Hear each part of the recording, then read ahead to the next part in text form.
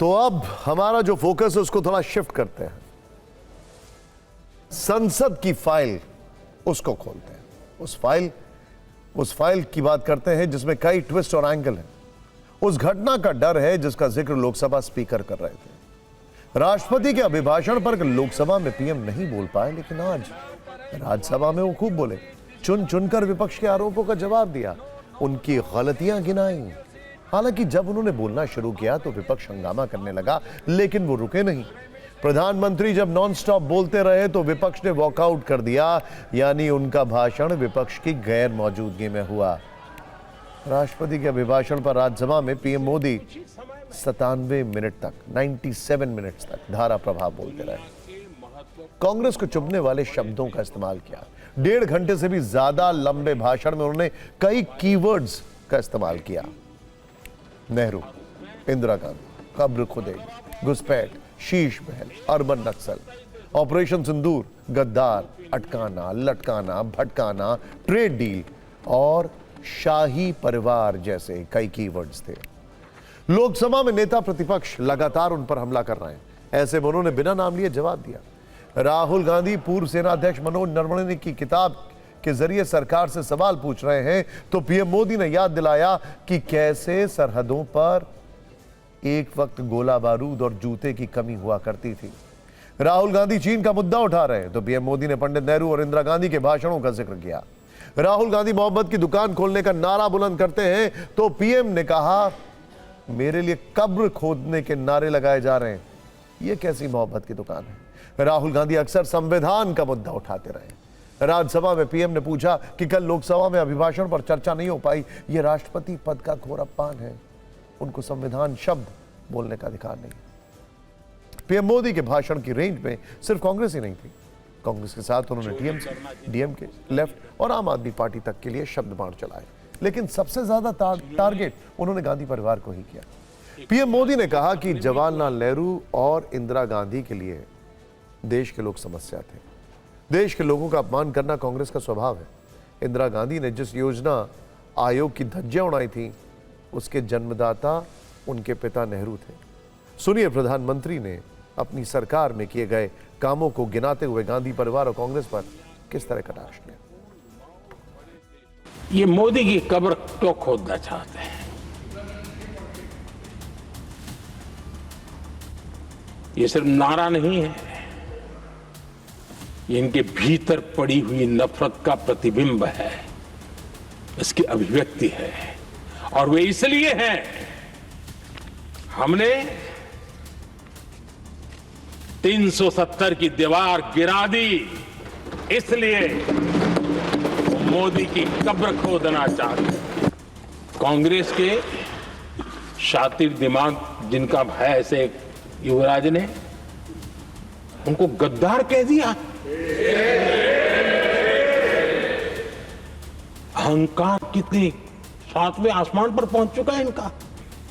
कल सांसद को गद्दार इसलिए कहा क्योंकि वो सिख थे। ये सिखों का अपमान था, एक गुरुओं का अपमान था। चोरी करना जिनका पुश्तैनी धंधा है, जिन्होंने एक गुजराती की सरनेम भी चुरा ली,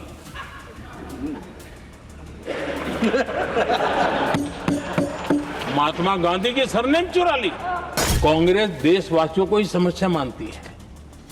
अब मैं इनका इतना बोल करके छोड़ दूंगा तो आज पता नहीं रात को उनको नींद नहीं आएगी और गालियां कल कैसी दे उसका प्लानिंग चलेगा। इंदिरा जी एक बार ईरान गए थे और ईरान में वो भाषण दे रही थी और उस भाषण में उन्होंने नेहरू जी के साथ जो बातचीत हुई थी उसका उल्लेख किया। जब किसी ने मेरे पिताजी से पूछा, यानी नेहरू जी से पूछा कि उनके सामने कितनी समस्याएं हैं, तो उन्होंने उत्तर दिया था 35 करोड़। नेहरू जी ने जवाब दिया था कि उनके सामने कितनी समस्याएं हैं, बोले 35 करोड़। उस समय हमारे देश की जनसंख्या थी 35 करोड़। इस बात का उदाहरण देते हुए इंदिरा जी ने आगे कहा कि आज देश की जनसंख्या 57 करोड़ है। इसलिए मेरी समस्याओं की संख्या भी उतनी ही बड़ी है। हमारे देश के एक नेता हिमाचल प्रदेश के दौरे पर गए थे। मैं हिमाचल प्रदेश गई थी। जब मैं वापस आई तो मैंने योजना आयोग में कहा कि हमारे कामदारों को, वर्कर्स को जीप की जरूरत नहीं है, बल्कि खच्चरों की आवश्यकता है, ताकि कम से कम उन पर सामान आदि लादा जा सके। आगे उन्होंने कहा, लेकिन मुझे बताया गया हम पैसा तो जीप के लिए ही देंगे, क्योंकि खच्चरों के लिए पैसे देने की पॉलिसी नहीं है। और इंदिरा गांधी जिस प्लानिंग कमीशन की धज्जियां उड़ा रही थी, उसके जन्मदाता उनके स्वयं के पिताजी थे, मान करके बैठे थे। उनका लोकतंत्र, संविधान के कोई लेना देना नहीं। उनको तो लगता है कि प्रधानमंत्री पद उनके परिवार की जागीर है, उस पर कोई और बैठ नहीं सकता। ये जो उनके भीतर में नफरत पड़ी हुई है ना, मोहब्बत की दुकान में जो आग भरी पड़ी हुई है ना, उसका परिणाम है। 2 दिन पहले भारत ने अमेरिका के साथ डील की है। बजट सत्र में इसे लेकर भी विपक्ष कई सवाल पूछ रहा है। किसान हित से समझौते का आरोप लगा रहा है, इस डील के पीछे दबाव की बात कह रहा है। आज पीएम मोदी ने एक एक आरोप का चुन चुन कर जवाब दिया। उनका कहना था कि पहले की गलतियों को दुरुस्त करने में उन्हें काफी शक्ति लगानी पड़ी। उन्होंने कहा, आज देश नीति के आधार पर चल रहा है, जिससे विश्व का विश्वास बना है। आज भारत विश्व के साथ स्पर्धा करने के लिए पूरी तरह तैयार है। यूरोपीय संघ और अमेरिका के साथ ट्रेड डील हुई है। अमेरिका के साथ डील के बाद विश्व का भरोसा और बढ़ा है। पिछले कुछ ही समय में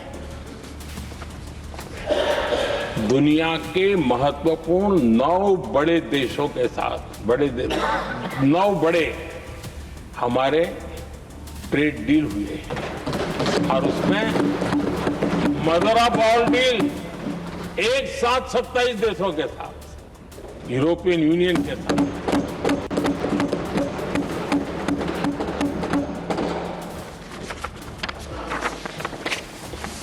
जो लोग थक गए,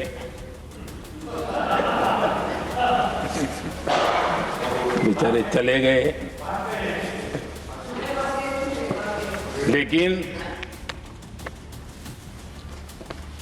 कभी न कभी उनको जवाब देना पड़ेगा कि देश की ऐसी हालत कैसे बना के रखी थी कि दुनिया का कोई देश हमसे डील करने के लिए आगे नहीं आता था। आपने कोशिश की होगी, पीछे पीछे पीछे बहुत चक्कर लगाए होंगे, लेकिन किसी ने आपकी तरफ देखा भी नहीं होगा।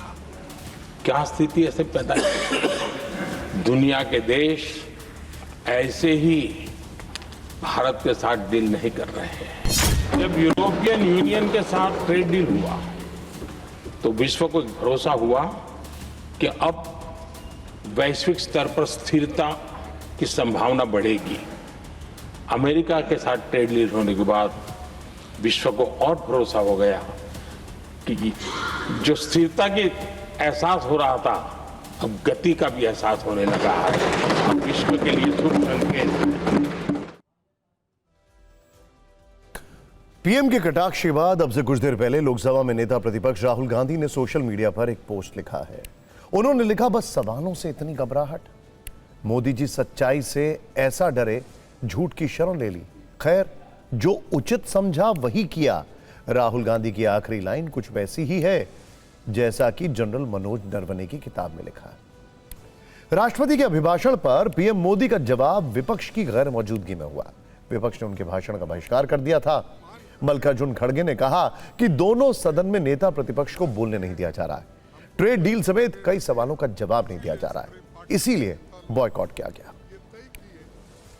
ये लोग हमारे पार्टी को और हमारे नेताओं को अपमान करने का काम करते हैं, इसलिए हम कंडम किए हैं। हमको बात भी करने नहीं दिए।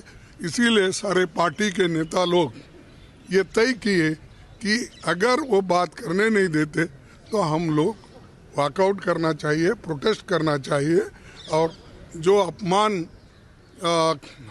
ये खास करके हमारे नेताओं के बारे में किया उसको